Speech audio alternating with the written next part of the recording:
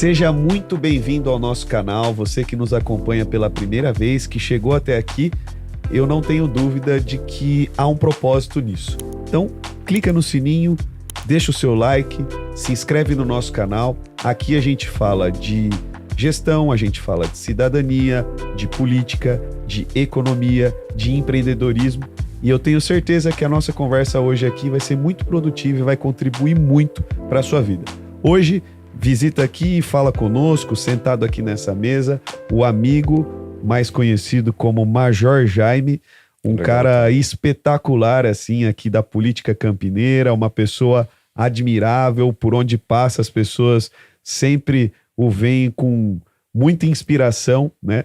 E hoje ele está aqui para conversar um pouquinho. Eu tenho certeza que a história dele de vida vai inspirar muito você jovem, ou você até já de mais idade que está aí buscando algum sentido na vida. Major, seja muito bem-vindo e, bom, começa aí se apresentando, contando um pouquinho quem é você, onde nasceu o Major, como é que ele veio parar em Campinas. Sim, são várias histórias. Tom, primeiramente, agradecer muito pelo convite.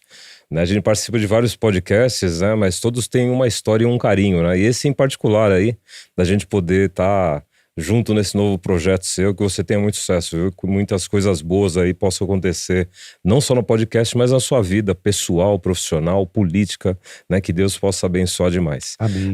Vamos lá, né? Falar rapidinho. Vou tentar resumir, Tom. Eu fico falando, aí vem um monte de coisa que a gente lembra, mas eu sou o Jaime, né? Nascido e criado em São Paulo, então eu sou paulistano. Para quem conhece, né? São Paulo, na Bela Vista, foi lá que eu nasci, foi lá que eu me criei, na região ali, Bela Vista, Bexiga. Minha infância foi exatamente ali, andando pela Brigadeiro Luiz Antônio, que é uma das avenidas que tem, estudando na Paulista. Me criei ali, né? Tive meu primeiro contato, né, com profissão, né, onde eu trabalhei no Mapping. Acho que tem gente que nem sabe o que é o Mapping, mas o Mapping era uma grande loja, né, de departamentos. Isso. Eu trabalhei lá como office boy. Naquela oportunidade eu queria trabalhar com 16 anos, né? Olha só que negócio bom, né? Era o anseio do jovem, né? E na década de 80, querer trabalhar cedo. E eu trabalhei até tarde, comecei com 16 anos a trabalhar no Mapping, e eu pude ter a oportunidade de ser office boy, ser auxiliar de escritório, que não existe mais essa função.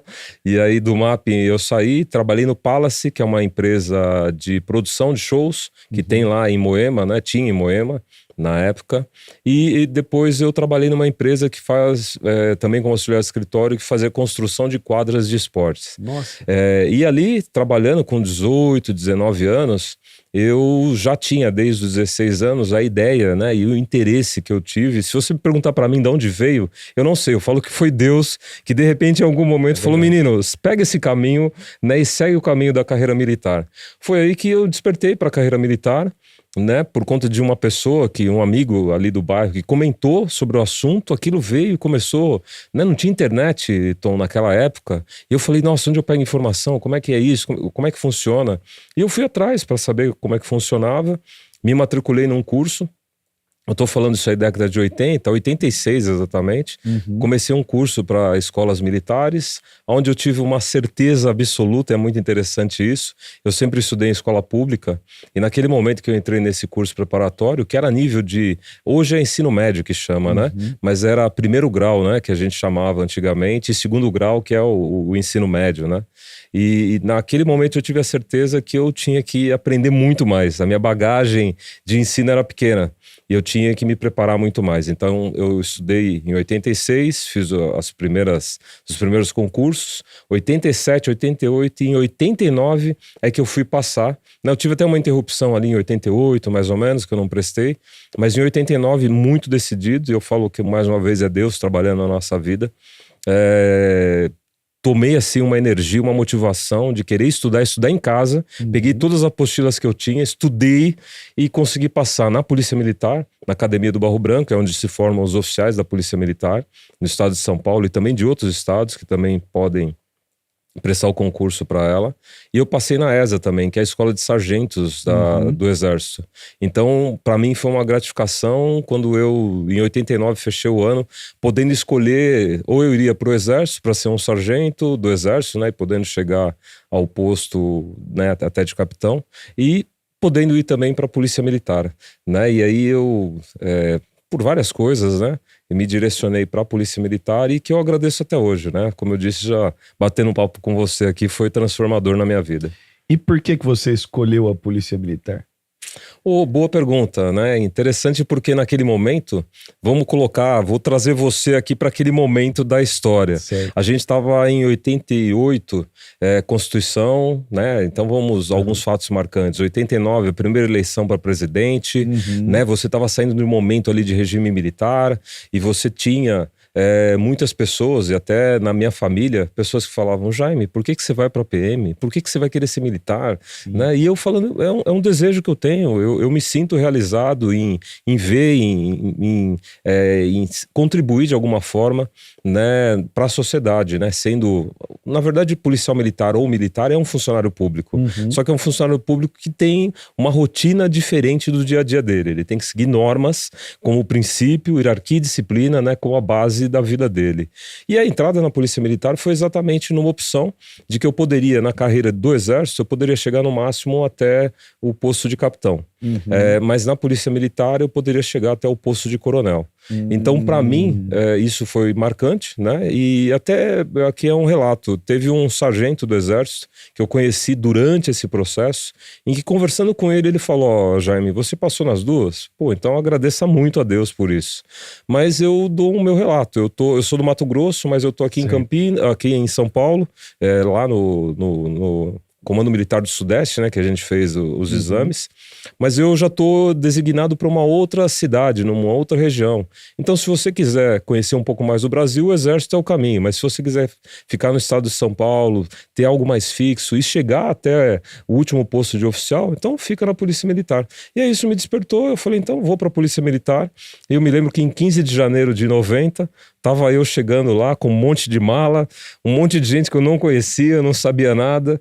E aí o primeiro contato, né, foi muito bom, muito, muito positivo, porque a gente via que tinha muita gente com histórias diferentes, mas com os mesmos anseios, né, e com um idealismo muito, muito bom, né, que hoje a gente acompanha. Vou até dar um outro relato, a gente vai ter um churrasco que a gente vai fazer, uma confraternização com esse pessoal que a gente se conhece há 36 anos, né, de história que a gente tem. E a gente tem e faz questão de ter essa proximidade, estar junto até hoje. E como era o Jaime jovem? O que o Jaime fazia? O Jaime gostava de samba, de pagode, balada, rock and roll, futebol. O que o Jaime gostava de fazer? Olha, outra coisa também que você está voltando lá atrás, aí no passado, mas é mais ou menos o que você falou. Eu fui um jovem normal, né? Que não sei se eu já falei, né? Mas eu não tive a minha mãe, né? Ela faleceu com 6 anos e meu pai eu também não conheci. Então eu fui criado pela minha madrinha. E a minha madrinha faleceu quando eu tinha 14 anos. Poxa. E depois eu fiquei com o meu padrinho. Mas eu tive uma... Hoje a gente fala, e eu não tinha noção disso, né? De uma família tradicional, conservadora. Mas era exatamente isso. Minha madrinha era católica, né? Mas uma excelente pessoa. Ela fazia uma coisa que eu ainda quero fazer, Tom. E eu me lembro muito bem disso. A gente era da época do telefone ainda discado, né? Aquele telefone, rodava, exatamente. Assim, e não eram muitas pessoas que tinham telefone em casa. Mas a gente tinha em casa, né? Graças a Deus. Né? Meu padrinho era dentista, né? Ela dona de casa, mas tinha o telefone. Eu me lembro de um fato, né? Importante, que ela ligava para as pessoas numa listinha que ela tinha na agenda, marcando o telefone e o dia de aniversário. Nossa. E ela ligava no dia do aniversário, conversava com a pessoa, e eu falei que um dia eu vou conseguir fazer política, isso. Rapaz. Ela era. Eu lembro da casa sempre cheia, as pessoas adoravam ela, onde ela ia, ela animava as pessoas, enfim. A dona Nair era realmente uma pessoa maravilhosa. E me criou, né, me ajudou a criar até os 14 anos, e eu tive muito de coisas que ela sempre falou para mim. Uma das coisas que ela falava, que eu marcou muito, ela falou: na sua vida, seja humilde e respeite as pessoas. Se você for humilde e respeitar as pessoas, as portas vão se abrir e você vai poder, né, trilhar uma vida, sua carreira, vida pessoal e profissional de uma maneira melhor. Eu entendi isso e sempre fiz isso, né, algo que me norteou, né, durante a minha vida inteira. E graças a Deus, né, não fui colocado, exposto a nenhum perigo de drogas, perigo de envolver com pessoas erradas. Então, se você falasse comigo, né, como jovem, e alguma coisa tivesse acontecendo de errado, eu ia ser aquele menino tímido, né, que ia sair, não quero, não vou fazer. E sempre lembrando, pô, minha madrinha, minha família, pô, né, não posso dar esse desgosto, né, para eles. A da base familiar. Exatamente. E tudo isso, com certeza, né, com a proteção de Deus. De alguma forma ele, né, usou ali os momentos dele para me direcionar. E quando eu tive, né, noção de quem eu era, eu falei, eu quero trabalhar, pô, eu quero agora, né, prestar um concurso, ser militar. E isso, né, fez uma diferença muito grande na minha vida. E como um jovem normal, né? Então eu sou corintiano, né? Tive o privilégio de conhecer pessoas no caminho que me apresentaram o Timão, né? Gostava de rock, gostava de samba, gostava de coisas naturais ali, né? De sair com os amigos, de jogar bola, né? Coisas normais de um jovem, né? E depois isso aí foi mudando um pouquinho, né? Não mudei de time, mas fui mudando um pouquinho na questão do gosto, né? Hoje os meus gostos musicais são um pouco diferentes, até pela minha crença, né? Então eu já não tenho mais digamos assim, essa vontade, né, de escutar rock ou de samba, né? Hoje meu gosto musical é um pouquinho diferente, eu sou mais do gospel, né? Gosto aí de louvar ao Senhor, isso aí para mim já faz muita diferença. Olha, eu sei que na tua carreira militar, você já deve ter passado por várias situações que você fala assim, cara, foi Deus que salvou daquilo ali. Mas você lembra de alguma coisa enquanto jovem, assim, meio arteiro, às vezes, meio com a turma ali, que você fala assim, cara, aquilo ali foi Deus que não deixou eu cair naquela situação. Você lembra de alguma situação assim? Eu lembro, também legal de fazer a gente recordar algumas coisas. Eu lembro de situação que aconteceu comigo, a minha mãe era viva ainda, né? E eu lembro desse relato, ela falando de que eu era um moleque meio arteiro, né? E bagunçava e fazia. E uma dessas, eu lembro dela contar, a minha madrinha falava também, que eu fui pular, e eu lembro mais ou menos da cena, né? Que correndo dentro de casa, corria em casa, corria fora de casa, e correndo dentro de casa eu fui pular num sofá. E disse que eu pulei no sofá e aquele sofá ainda antigo, né, de madeira maciça, né, eu bati bem na quina do móvel. Então abriu aqui, né, eu tenho uma cicatriz até hoje, né, bem em cima aqui do supercílio, né, e ela disse que via o osso aqui, foi pro médico, né, aquela coisa toda. E o médico falou, poderia ter, né, ter tido algo muito mais grave, poderia ter atingido o olho, e são coisas assim que acontecem, né? E fatos como o que eu acabei de relatar, né?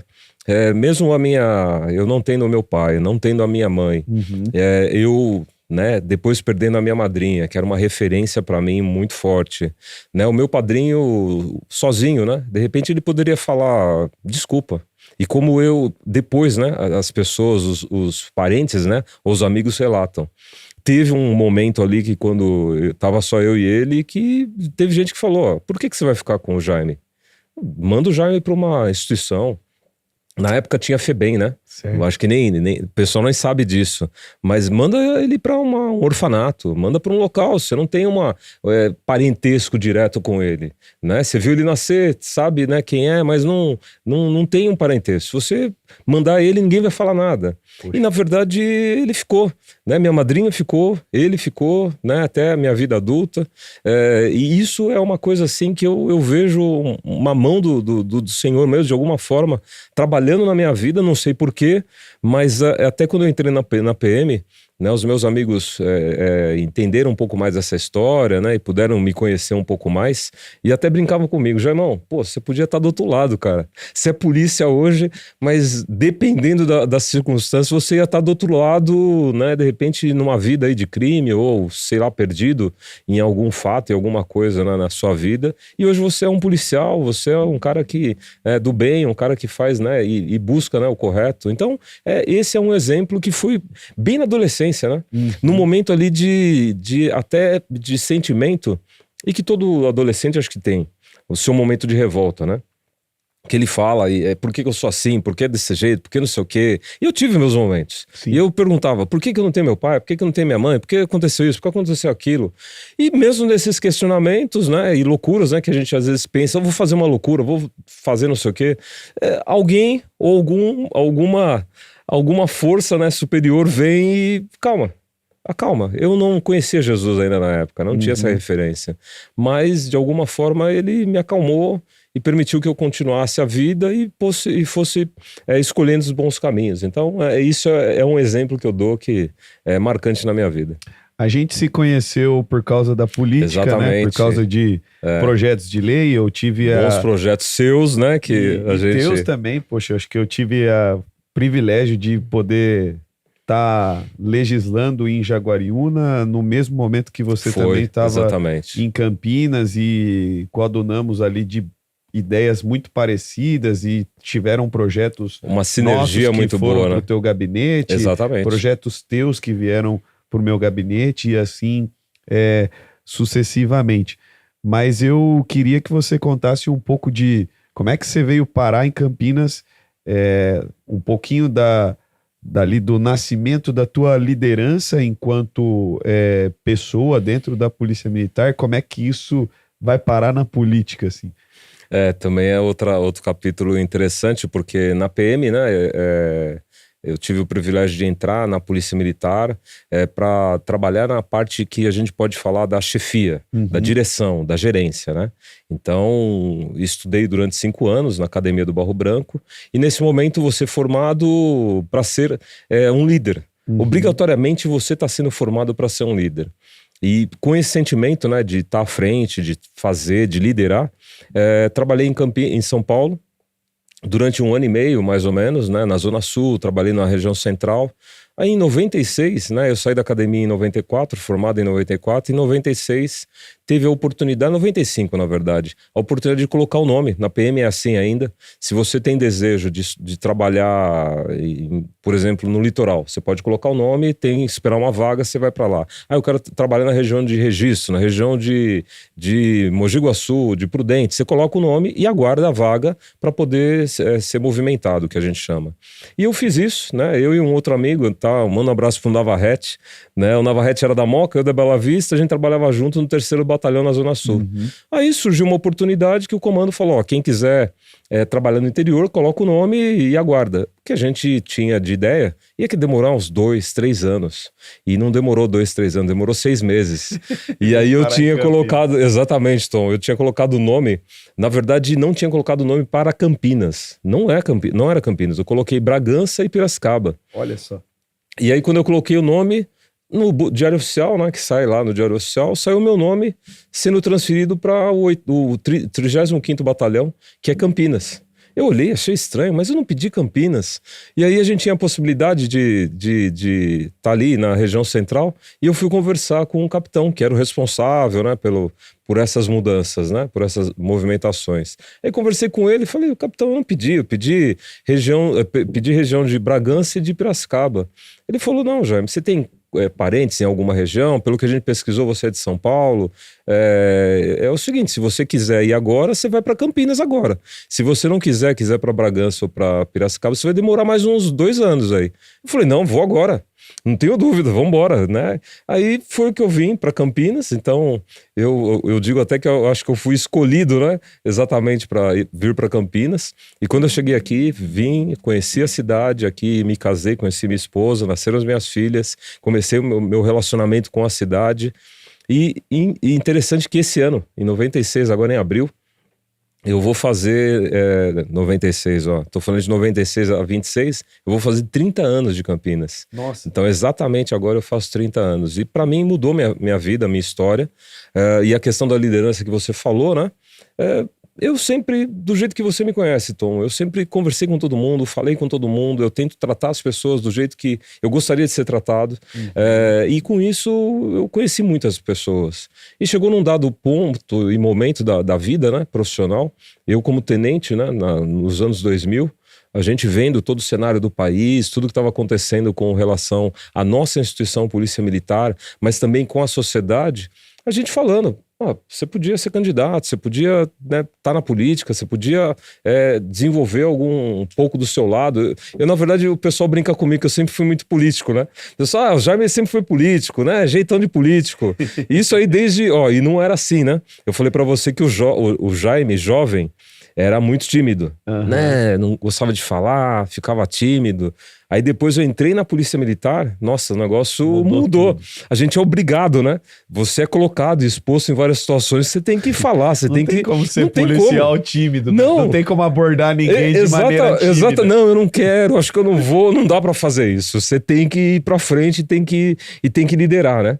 E aí na PM isso desenvolveu muito, né? Minha parte, o introvertido ficou lá fora e o extrovertido, né, apareceu mais. E com isso, muitas relações eu acabei criando, bons relacionamentos, até chegar de pessoas falar, você podia, né, ver alguma coisa aí na política, e foi assim, né, isso aí foi de 2002, que foi o primeiro momento que a gente pôde ajudar.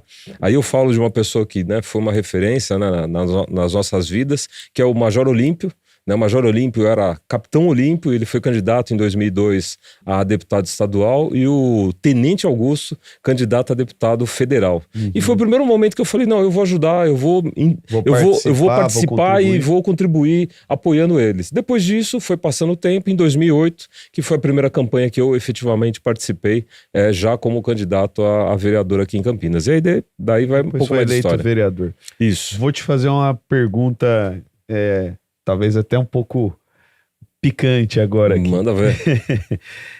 Você é um cara que veio de baixo, você até citou o exemplo aqui, que os amigos até brincavam, né? Jaime, você tinha tudo para ser do outro lado, né? Não vou nem dividir nesse negócio de dois lados diferentes, né? Mas tudo para dar errado, tudo para ser revoltado com a vida. Exatamente. Tudo para ceder para o caminho do mal, e você tá do outro lado aqui.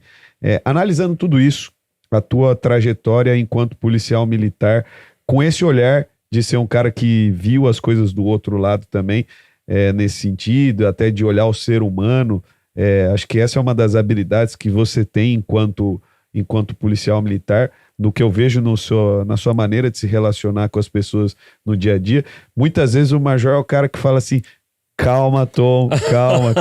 Vamos olhar de outro jeito essa situação, que eu já sou enérgico, né? Eu falo, não, vamos lá, calma, Tom, calma. A gente vai no equilíbrio, mas a gente tá numa sinergia boa, viu, Tom? Tá muito bem. A pergunta que eu vou te fazer, assim, como policial militar que presenciou tantas situações, a gente vive um momento complicado no nosso país, olhando para tudo isso, 30 anos de Campinas, vários anos aí na Polícia Militar. Cara, a favela venceu? A favela venceu. Nunca me fizeram essa pergunta. Mas se a gente for falar, né, das pessoas que moram hoje, né, em favela, ou na época, né, que não tinham acesso, né, a muitas oportunidades, situações que alguns, não vou falar de questão de destino, né, estavam destinadas ao fracasso. Eu falo que, na verdade, venceu uma pessoa que... e aí eu vou trazer um outro aspecto, né, que hoje tem essas questões ideológicas, né, não quero nem entrar nisso, porque senão a discussão vai longe, né, falar negócio de discriminação, racismo, essas situações. Mas eu tive a oportunidade de ter uma criação onde, na verdade, as pessoas não me colocaram assim obstáculos, de falar assim, você é negro e você vai ter muita dificuldade na vida, então nem começa a fazer nada. Você não vai conseguir. Não, o contrário. A minha madrinha era branca, né? Meu padrinho era branco, né? E na verdade, em nenhum momento eles colocavam a minha cor como um obstáculo para qualquer tipo de situação. Sempre colocavam, e isso para mim foi muito marcante. Falou, se você quiser ser alguém, essa é a coisa que os mais velhos ainda falam, né? Se você quiser ser alguém, estude. E eu, na verdade, entendi isso, né? Com muita batalha. Falei, então, para conseguir alguma coisa, eu vou ter que me dedicar. E, na verdade, o estudo, quando a gente fala, era no sentido de você se dedicar e você tentar ser o melhor naquilo que você está fazendo. E eu me dediquei, né, consegui o meu objetivo, que era passar num vestibular bem concorrido, que é o da Academia do Barro Branco, a ESA também do mesmo jeito. Me coloquei lá, né, para estar junto com um grupo que todos ali estavam na mesma situação. E a cor nunca foi um empecilho, né? Eu estou trazendo essa questão para poder falar da questão que você falou até da favela. Porque muitas vezes as pessoas, não, porque fulano não tem dinheiro, fulano é a cor isso, é a mulher, porque... Não, isso não pode ser um empecilho. A gente tem que... Mas a gente tem que passar por cima disso. A gente tem que passar por cima disso. Não tem que ficar estacionado olhando para isso. Exatamente, tem que ficar estacionado e não tem que ficar choramingando. Eu não fiquei... Isso é uma certeza. Eu não fiquei parado com mimimi. Ai, por que isso? É porque aquilo, porque eu não tenho meu pai, porque eu não tenho minha mãe. Eu simplesmente falei, moçada, essa situação tá desse jeito. O que você quer daqui pra frente? E eu falei, eu vou caminhar, né? E vou fazer, e vou vencer. Eu vou buscar, né, a vitória. Então, eu falo que, sim, teve vitória, né? Teve vitória, né, de uma situação que era desfavorável, e que, na verdade, eu não vi os obstáculos. Eu simplesmente vi os caminhos que eu poderia percorrer para conseguir a vitória. Eu acho que eu vou um pouquinho além ainda nessa nossa conversa, porque é importante, acho que você ter dado o seu relato pessoal de ter avançado, mas eu acho que hoje, e recentemente a gente vê até nos noticiários, né, a glamorização de uma situação de vida que não existe glamour nenhum. Então, sim, você, enquanto policial militar, deve ter participado de diversas operações e amigos teus também devem ter relatos inúmeros e dentro de favelas, e vocês verem ali a situação que essas pessoas vivem de fato. E aí, você do lado de cá, o homem fardado, fala assim, pô, olhar para aquele menino ali que tá ali à margem da sociedade e poder falar para ele assim, cara, se você quiser, você consegue sair daí. E acho que esse também é o motivo pelo qual a gente está na política, porque não é só se ele quiser. Sim. O que eu puder fazer também para ele sair de lá, exatamente, eu também vou fazer. Mas como é que você vê essa questão dessa glamorização, onde até se ficou popular esse termo favela venceu, mas você, enquanto policial militar, entrar dentro às vezes, de comunidades para resolver inúmeros tipos de conflitos e encontrar ali situações assim horríveis, né? Não tem saneamento básico, às vezes não tem água tratada, às vezes não tem energia elétrica, né? Como é que você vê essa situação no nosso país hoje? Tom, você está falando de situações que a gente ainda vive, né? Né, o seu podcast aqui vai para milhares de pessoas. E tem gente que nunca entrou numa favela. Tem gente que não sabe o que é exatamente, né, morar numa casa onde só tem, né, um madeirite, né, tem uma cobertura com telhado, né, ou numa situação ainda de subhabitação, com córrego passando. E eu, na verdade... Mau cheiro. Como é que você come com o esgoto passando do outro lado? Exatamente, as crianças brincando, né? Então, eu tive isso por conta da profissão. Então, aqui na cidade de Campinas, eu posso dizer que eu fui em vários lugares. Mas vários lugares. Alguns que as pessoas não passam perto, mas por conta da minha atividade profissional, eu sou obrigado não só a passar, mas a entrar lá. E muitas vezes entrar dentro dessas casas, né, e ver a situação que as pessoas estão vivendo. Então, se alguém chegar para mim e falar, você é policial e você não sabe o que é. Na verdade, tem uma diferença. Eu sempre falava com os nossos policiais, né, a gente trabalhava junto. A gente não pode ser indiferente ao que está acontecendo. Mas, ao mesmo tempo, como profissional, eu não tenho condições de, naquele exato momento, dependendo da circunstância e dos fatos que estão envolvendo, eu não tenho condições de resolver aquela questão para aquela pessoa, porque é uma questão que vem de uma estrutura que é do país, da sociedade. Mas eu não posso ser indiferente e, por conta dessa situação, tratar ela de uma forma desonrosa, vamos dizer assim. Ou tratar ela mal por conta de estar ali naquele local. Então, sempre que eu trabalhei, né, os policiais que já trabalharam comigo, a gente sempre teve esse cuidado, né? E de ter até um cuidado, às vezes, muito com os jovens e com as crianças, né? De poder... e aí o assunto vai mais longo aqui, mas de ver policiais que saiu daquele local, mas depois passa lá e deixa alguma coisa para a família, vou colocar aqui uma cesta básica, tenta direcionar a família para um outro caminho. Isso aconteceu várias e várias vezes. Mas de tudo que a gente está falando aqui, e que eu entendi o que você quis dizer, isso hoje, eu falei da questão, né, que a gente estava batendo um papo aqui, do meu capítulo Polícia Militar, isso me dá uma base, mas muito boa de falar. Eu conheço a sociedade, né, do Cambuí, eu estou falando daqui de Campinas, né? Eu conheço a sociedade do Cambuí e do Nova Campinas, onde eu fui comandante de companhia, né? E eu tinha ali uma relação direta com autoridades, com pessoas, com empresários. Como eu conheço também aquela pessoa mais simples e mais humilde, a Dona Maria, que está, né, trabalhando como empregada doméstica, mas mora numa casa muito simples. E que ela não é dela, ela invadiu a casa, né? Mas vive ali. E cria os filhos, né, com toda dificuldade. E o que você falou de glamorizar isso, infelizmente, aí vem, isso aí dá outro debate, a gente fica uns 40 minutos conversando.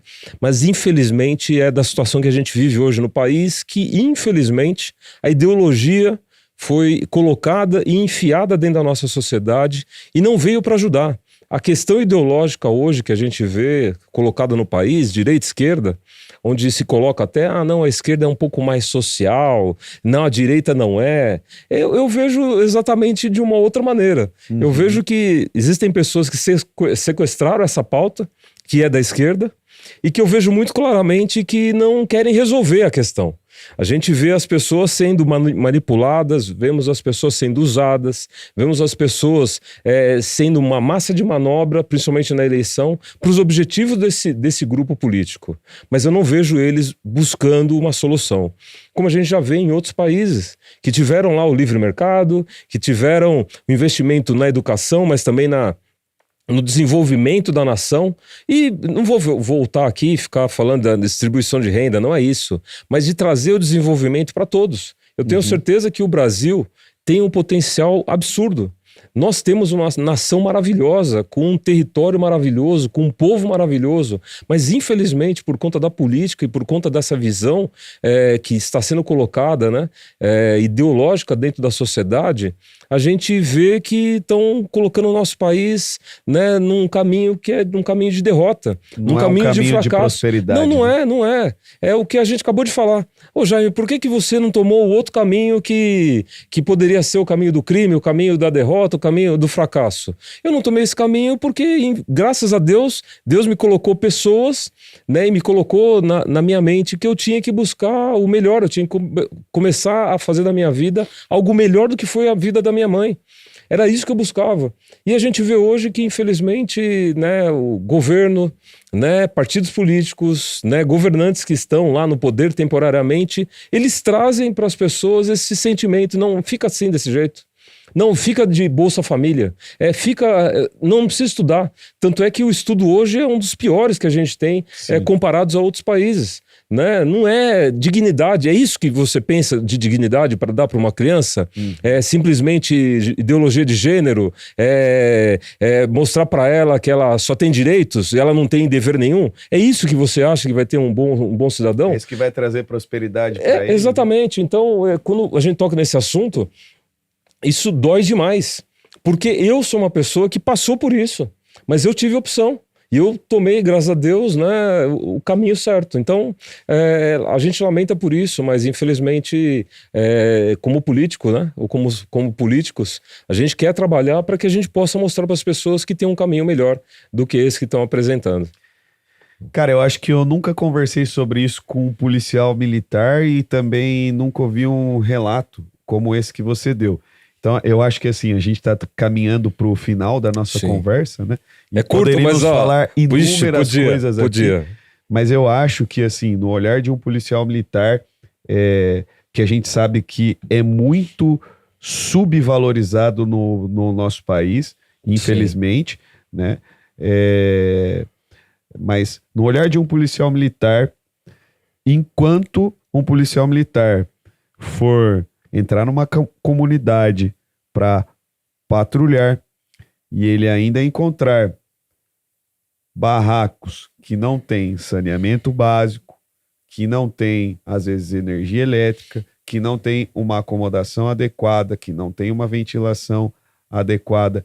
E esse policial militar subvalorizado tiver que voltar muitas vezes para entregar uma cesta básica para aquela família humilde, porque ela não tem condição de sair daquilo ali, e infelizmente não dá para falar que a favela venceu ou que a prosperidade plena chegou ali naquele lugar. E infelizmente, cara, essa culpa é da política do nosso país. Exato. E não tem como não falar que é dessa ideologia nefasta, que é a ideologia que glamoriza isso. Aqui do nosso lado, na direita, eu posso falar tranquilamente, a gente não glamoriza isso.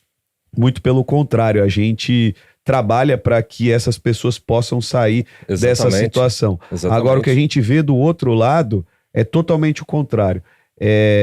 Primeiro é dizer que o policial é o autoritário, é o vilão da história, né?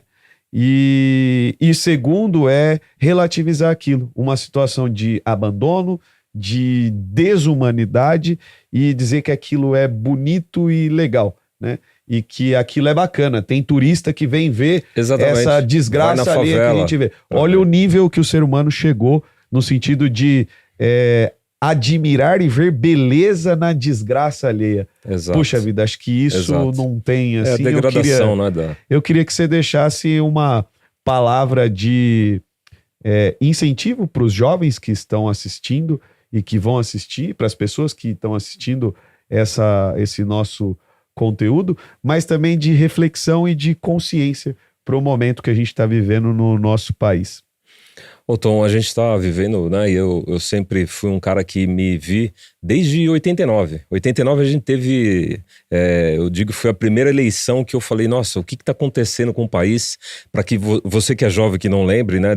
Você dá uma olhada, mas o Brasil ficou um grande período sem poder eleger o seu presidente, né? Por conta do regime militar. Depois você entende um pouco mais da história, para entender e não ser manipulado, mas entenda o contexto. E lá em 89 a gente teve, né, as diretas, né? Então você teve as diretas, na verdade é de 85, mas você pôde eleger o seu presidente. E foi o primeiro momento que eu despertei para o assunto política e tentar entender, buscar entendimento naquilo. O que eu posso deixar para esses jovens é que passado, mais de 36 anos, né, a gente ainda briga, mas briga muito para que a gente ainda consiga colocar pessoas que nos dê orgulho. Eu digo para vocês, eu não tenho orgulho dos presidentes ou dos governos que já vieram.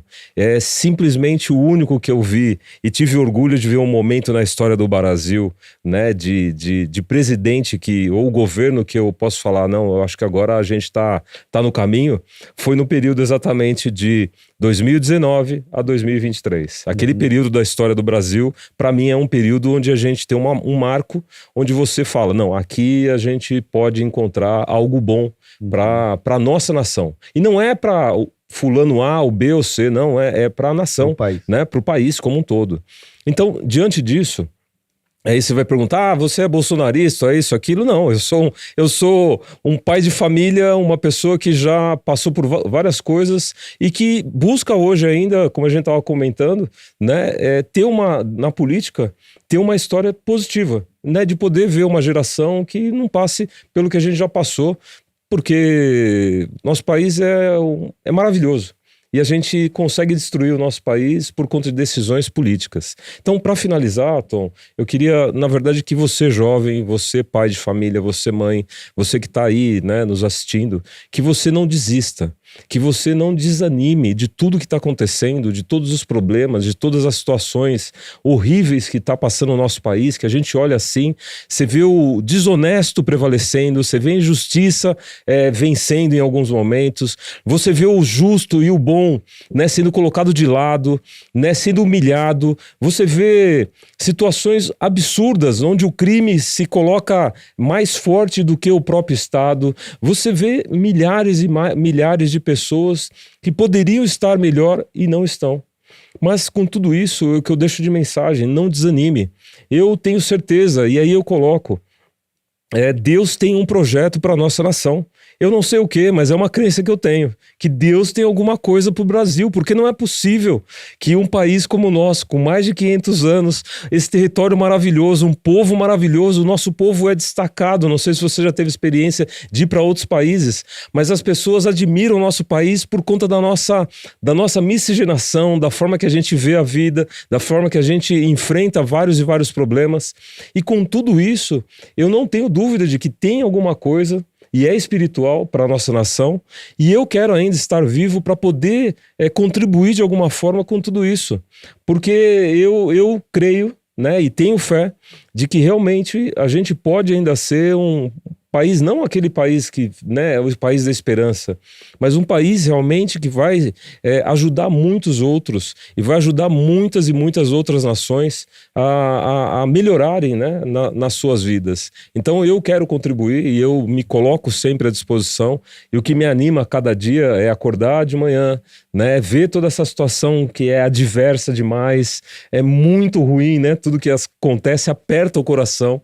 Eu já passei por eleições assim que eu acordei no dia seguinte, eu falei, um peso no peito assim, eu falei, meu Deus, o que está acontecendo? Né? Não é possível que está acontecendo desse jeito. E mesmo assim a gente acorda todo dia, mas a gente se anima porque as pessoas são boas. Eu acredito nisso, que aqui no Brasil tem muita gente boa, e é por elas que a gente tem que lutar ainda, é por elas que a gente ainda se dedica, né? E eu vejo você, Tom, e te dou parabéns pela sua dedicação, pelo que você é, pela sua história, né? Eu conheço um pouco da sua história, sei de algumas batalhas que você já passou, né, para poder chegar aonde você chegou, e o quanto você quer se dedicar ainda para pessoas que nem o conhecem ainda. Então, fica uma mensagem: não desanime, tenha fé e tenha crença no nosso país e no nosso povo. A gente tem condições sim de melhorar e de ver realmente, né, algo melhor, né, porque nós merecemos, né, nós merecemos. É isso aí. Vamos endireitar o Brasil de novo, gente. Obrigado, Major. Que Deus abençoe. Amém. Eu que agradeço, Tom. Tamo Obrigado. Junto. Grande abraço.